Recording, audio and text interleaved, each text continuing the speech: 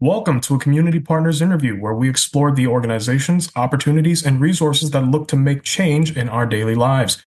I'm your host, Davy Au, and you're listening to Voices for Ability Radio. All abilities, all the time. Today, I'm joined by Doug Hannum, the Executive Director of the Ontario Para Network. As the governing body for wheelchair basketball, wheelchair rugby, and wheelchair tennis in the province, the Ontario Para Network offers opportunities for athletes with and without physical disabilities to participate in recreational, competitive, and high-performance programs. Thanks for joining us today, Doug. Pleasure, Davey. Nice to be on, and I always enjoy talking about our organization. Well, all right, then. Before we get started about talking about the organization, how about you tell us a little bit more about yourself, what inspired you to work with the Ontario Para Network, and why work with individuals with disabilities? No, absolutely.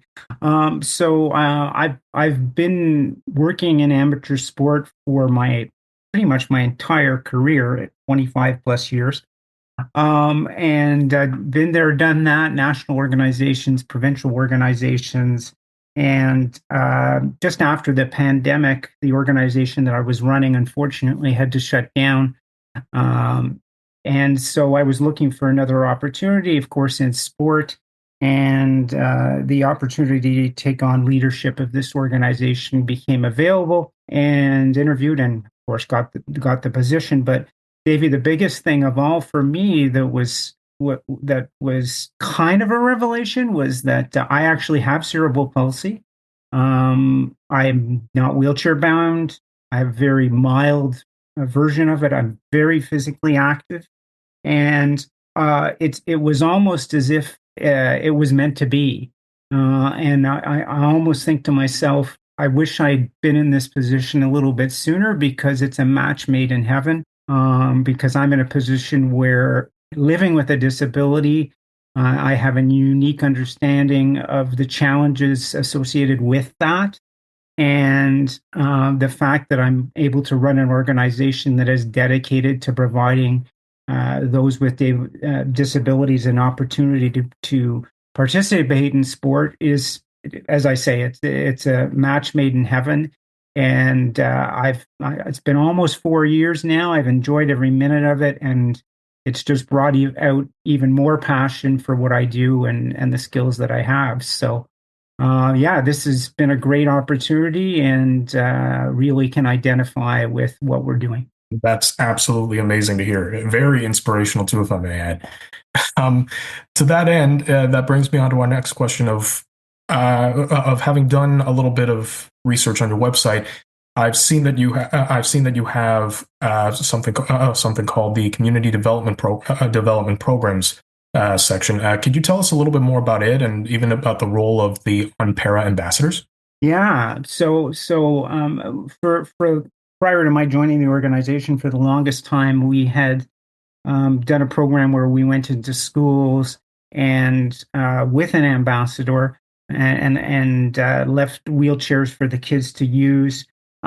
Great program, I would say reasonably successful. I think, programming in schools is something that a lot of organizations do. So I can't say that we're particularly unique in that regard. However, still a beneficial program, being able to educate kids about what it's like living with a disability, and showcasing, in particular, wheelchair basketball. So we took a look at the program. We're still offering it, of course, but we decided to change it up a bit and spread our wings, and offer not just to schools, but to any organizations, the opportunity for our ambassadors to go in and talk about their journey through sport, and give the participants an opportunity to get involved in wheelchair basketball, at least for a day, sometimes more.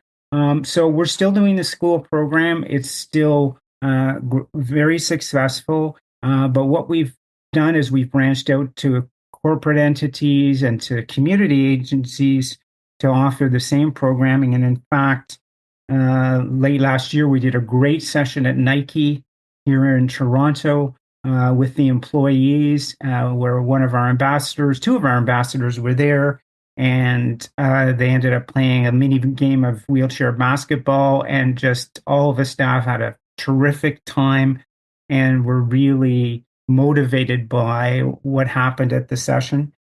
So we really like to see that where we're going into an organization and we can literally see the impact on employees or individuals. As far as our ambassadors are concerned, Davey, they're the heart and soul of what we do. So these are athletes, whether they're current athletes or former athletes, who go in and they share their story, and every story is unique. And then dovetail that into how they got involved in the sport, and telling their story is very compelling, and their passion shines through. And as I say, the fun part is giving participants an opportunity to get into the chairs and to see what it's like trying to play basketball in a wheelchair.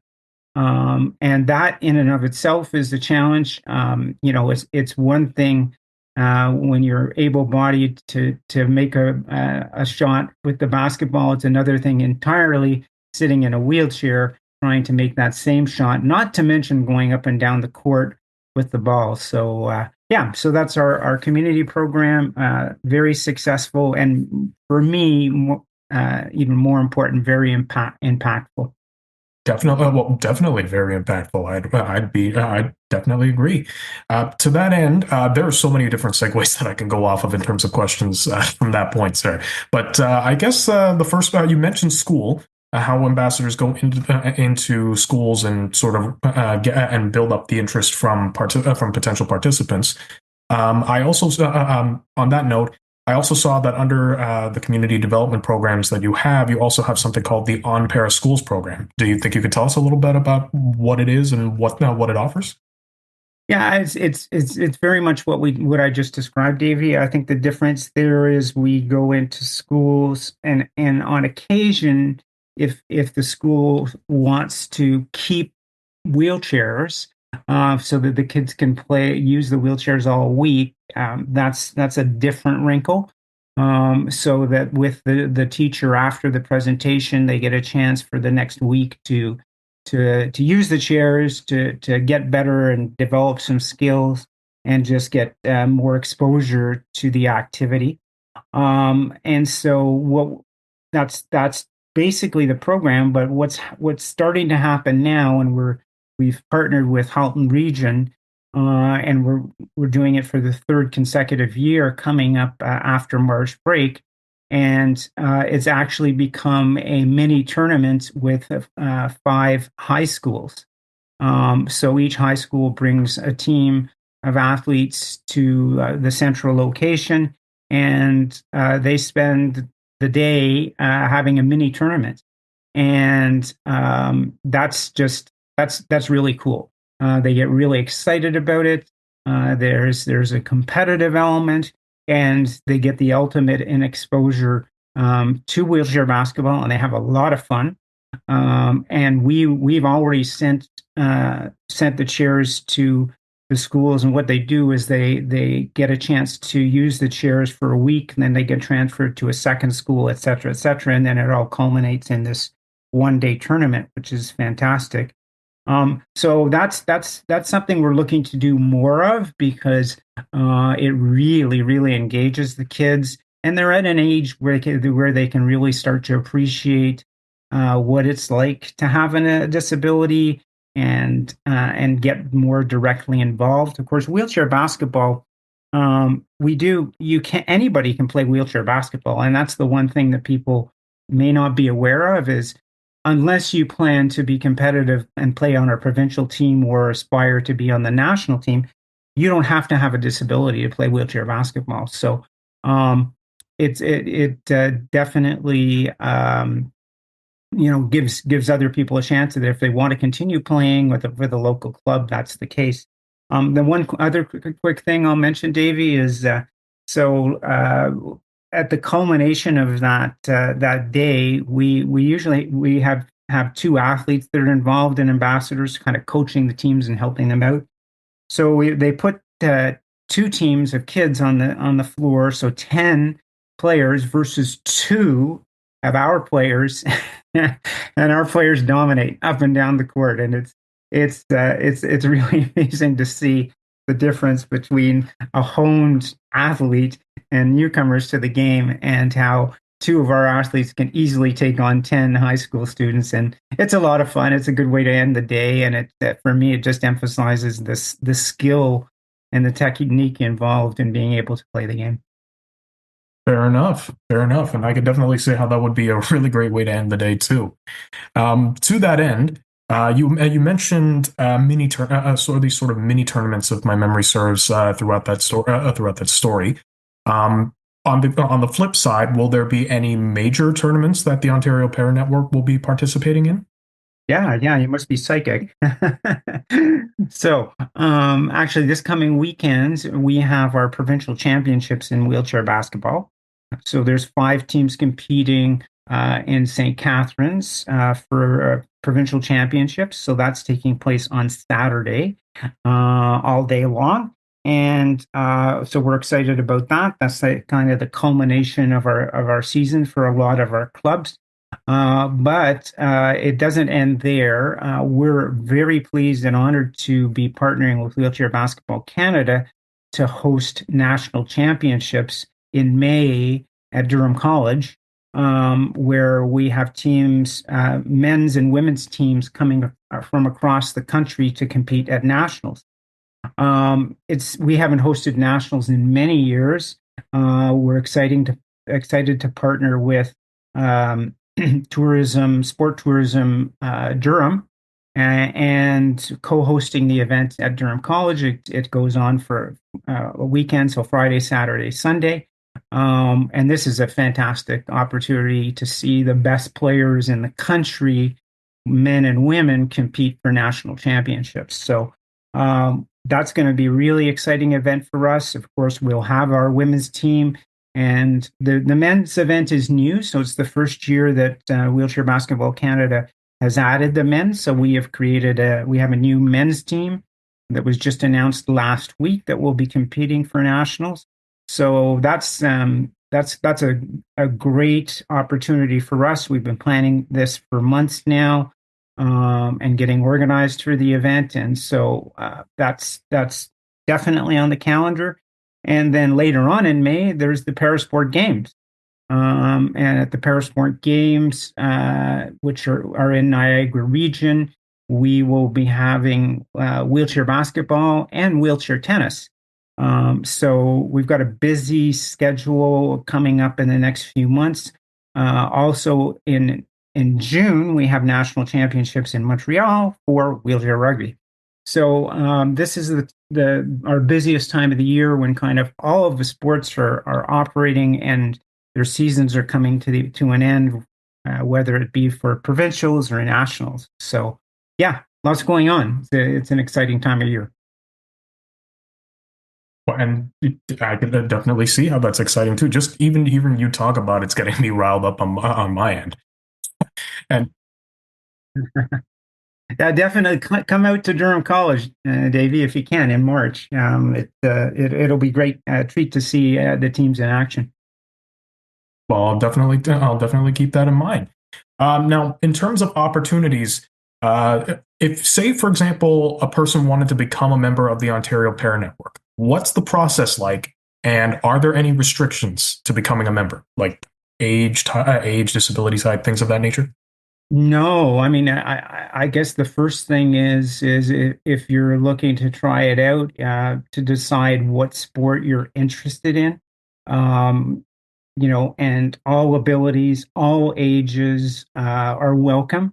As I noted, particularly wheelchair basketball, anybody can play that sport. Not to say that you can't try out tennis or rugby as well.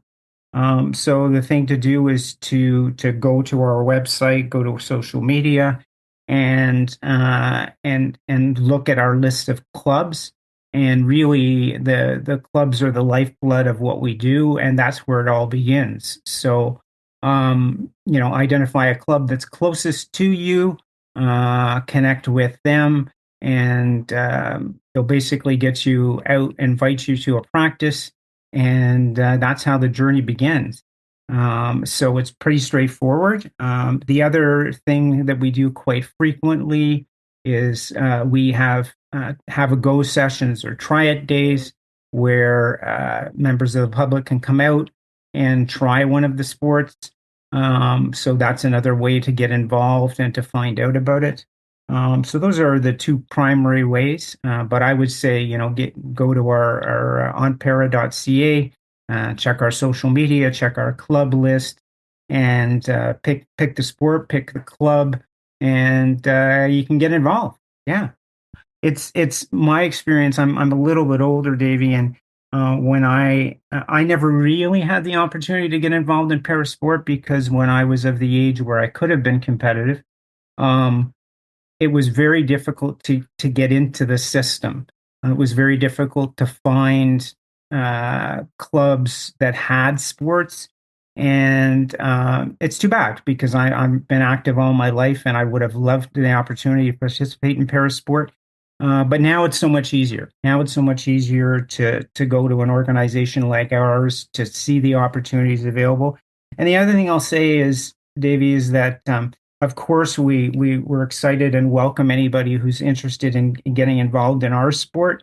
But even if somebody out there doesn't feel like playing basketball, rugby, or tennis, and they depending on their situation, they may have played another sport. And now, as you probably know, there's very few sports that don't have a para component. To reach out to us regardless. And if you're looking to play SID volleyball, if you're looking to do para alpine, any of those activities, connect with us and we can get you connected to any of those sports if you're looking to try something different. We certainly don't restrict our athletes from being involved in different para sports because that's just normal, and we want them to experience every kind of sport. So yeah, so basically, go to our website, go to our social media, check out our clubs, and get in touch with the clubs, and away you go. All right then. Well then that I'm sure that would be great to know for any of our listeners who are interested. And and I mean I will, and that actually has got me inspired to take a look as well. That being said, I'm sure that of the many members that you've had, of the many participants in your programs that you've had, there must be some some success stories, if not many. So, is there a success story that you could tell us about maybe? Wow. I mean, you're right. There's so many. So I think the most compelling story, or at least situation that I can share with you, Davey, is more general because for me to just pick out one athlete is great for that athlete, but I think it's important to understand the difference that this has made to so many of our athletes. And so what I'll say is one of the things that we do is we go into rehab centers, and this actually is one of our most effective recruitment methods. So we have, I spoke earlier about the ambassadors that help out in the school program. Those same ambassadors go to rehab centers, and what they do is they speak to the residents there about the opportunity about getting involved in sport when the time is right. So oftentimes when we go into rehab centers, of course, these are individuals who have experienced some kind of life altering event that has caused them to be disabled in one way, shape, or form. So the biggest challenge that they experience to start with is, how am I going to get on with the rest of my life given what has just happened to me? So it's fair to say that a lot of the times when we go into rehab centers, it's not like somebody signs up right away and they're playing our sports the next day. Our experience is that sometimes it can take 2 to 3 years before someone actually starts to get involved in the sport. Once they feel like they have their life managed and they want to now get more active and participate in sport. And there's so many stories, Davey, about this that we've gone into a rehab center. The person has realized that, hey, I used to be really active. In fact, I played tennis when I was before my injury. You mean that I can actually continue to play tennis even though I'm in a wheelchair? And absolutely. And so it may, as I say, maybe 2 or 3 years after the fact, but what happens is they get involved, and all of a sudden, sport is back in their life and becomes an integral part of their life. And so there's countless stories of athletes that have gone from having a very life altering injury to getting involved in parasport in one of our sports or any sport for that matter, and going as far as the Paralympic. And there, we've had several national team members who've participated in the last Paralympics, and a good half dozen of them actually were recruited through that rehab program and ended up playing, at the highest level of parasport in the world. So, as I say, it wouldn't be fair for me to just pick on one athlete, but to highlight how there's uh, many athletes who have taken that journey and in some cases competed at the highest level of sport, which is just amazing. Your listeners, if they are interested, we have a YouTube channel where we have athlete profiles, interviews with athletes, and they can check that out and hear directly from the athletes in terms of what their journey has been like. And not one of them, they're all incredibly compelling. That honestly, that just left me speechless for a minute. But that was yeah, definitely that is definitely an inspiration. That would definitely be inspirational to so many people. Um, well, to that end, whereas we near the end of our time together, I got a few more, two questions or so left to ask you. The first one being that what's in your opinion, what's the one thing that you see happening repeatedly to individuals with disabilities that shouldn't be happening, and how do we go about stopping it? Wow. There's multiple answers or multiple challenges with that question.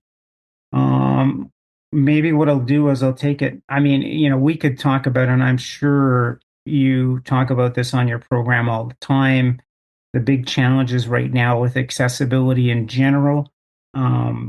Despite government standards, despite everything that's out there, it still is incredibly challenging for any individual with a disability to access facilities. I mean, even entering a facility with, does the door work, that kind of thing. So I could go on at length about that. And in fact, it's one of the challenges that we face as an organization because I get approached quite frequently to do some advocacy when it comes to accessibility. And unfortunately, I say no just because we have our plate full, and that's just a whole different ball of wax. But we can't deny that lack of accessibility is a huge issue just in the disabled community, period. And I'm sure you know of this. No, I would say the biggest challenge otherwise for our athletes is affordability, not in terms of what our membership or anything like that, because we barely charge anything. We don't want to. It's equipment, and in particular, it's wheelchairs. Sport wheelchairs are not cheap. If you want a customized sport wheelchair, whatever the sport might be, you're looking at a minimum of $10,000, a minimum. And most of our individuals are on government support. They don't have additional sources of income. And so $10,000 is like climbing a mountain. We do what we can to support them, but it's by far and away the biggest challenge. Fortunately, we're in a position where if somebody at least wants to get started on the journey and won't start with a customized chair, we do have chairs available, and our rugby clubs have specialized rugby chairs so that if somebody wants to get started, at least we can help them start the journey. But as that journey continues and they want to become more competitive, and they want to play at higher levels, that's where you need a customized chair, and that's where you need that kind of equipment, and that's where the costs continue to rise. So, are there grants available? There are, for sure. There are opportunities, but there's no question, Davey, that for us and in terms of those athletes wanting to compete at higher levels, the ability to afford that customized equipment is the biggest challenge. Yeah, there's no other way around it. And athletes are really good about cobbling it together, whether it's grants, whether it's donations, whether it's support from local companies. They seem to manage to get it done, but it's a tough task. And I could definitely see how. And while I myself am not an athlete, I know that I have friends who are athletes, and even they say that one of the biggest challenges of getting into any sport, be it basketball or rugby or even hockey, is just getting the money or accruing the funds to being able to afford that equipment. So yes, Doug, that I can definitely see how that would be how the financial aspect would definitely be a challenge. But you're right. There are many ways that athletes could potentially overcome that hurdle. And well, yeah. But that being said, as we near our time, and now that we're nearing the end, if our listeners are looking for more information, how can they find you, sir? Yeah, so go to our website. I think that's probably the easiest to do. So onpara.ca, and you can certainly peruse the website. But there's also social media. I know most people these days are looking to prefer to get engaged through social media. Of course, we're on Instagram, we're on X, we're on Facebook. So all of the social media platforms. So reach out, have a look. All of the contact information for our organization is there. The general email address is info@onpara.ca. So don't hesitate to reach out. And I wouldn't be doing my job if I didn't say that we are always looking for corporate partners. We could have probably done a whole show on funding for parasport and the challenges associated. So we're always looking for additional support from corporate partners. So if any of your listeners is with an organization or a company that may be interested in working together with us, please don't hesitate to reach out. You can use that info, or you can even use my email, which is doug@onpara.ca, because funding for our athletes, funding for our organization is by far and away our biggest challenge. Well, you heard it here, folks. And this was absolutely fantastic. Thank you so much for being here today, Doug. My pleasure, David, and thanks to you guys for this podcast. Anything that can be done to be a voice for us and for other organization and individuals is so important. Hey, and you can have me on anytime you want. Well, it's great. It's great to know that you'd love to come back. And with that, we've reached the end of another amazing interview, folks. You're listening to Community Partners, presented by Voices for Ability Radio. All abilities, all the time. I'm your host, Davy Au. Be safe, be kind, and I'll see y'all next time.